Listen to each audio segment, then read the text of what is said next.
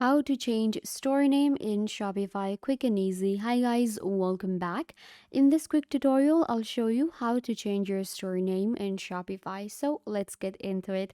First of all, what you guys need to do is you will open up your Shopify store and you will get right here. This is our Shopify admin and I'll show you how to change your Shopify store name.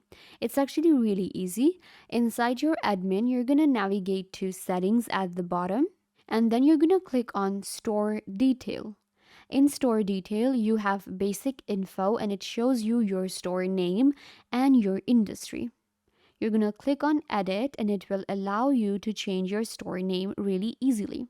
You're going to enter whatever name you are looking for and click on save right here at the top.